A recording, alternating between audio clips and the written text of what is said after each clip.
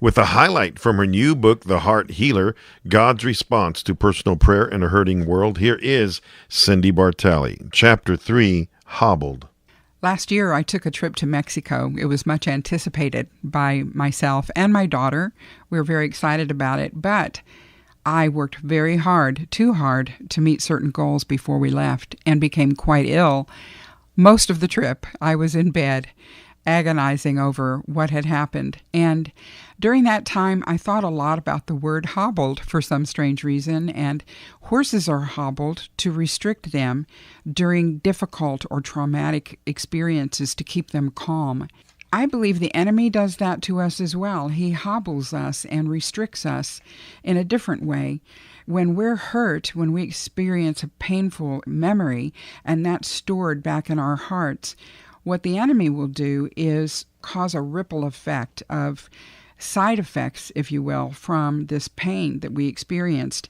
And what can happen is you'll hear yourself comment about other people and say things like, why don't they just get over it? Or she needs to move on with her life. Or he'll never change, or that's just the way she is. Why doesn't he just stop drinking? And the truth is, before we can talk about others and their behaviors, let's consider that maybe something happened in their past that they just can't get past, and they're hobbled by the enemy. I used to cry over every little thing. I cried when my children fell down and cut their knee. I cried when they left for college. I cried when I saw people in airports saying goodbye. I cried watching TV. I cried all the time, especially when people were saying goodbye. And one day I went before the Lord and said, what is going on here? My family thinks that's just the way I am, but I'm embarrassed. I'm embarrassed from all the nervous breakdowns and the sobbing in airports over someone else's experiences. And I'm just tired of living this life of tears and agony. And so, Lord, what is this about? And he showed me that in a difficult time in my life with my mother and some nervous breakdowns she had, I was never able to tell her goodbye. When they took her to psychiatric hospitals, they just whisked her away, and we kids didn't even know what was happening.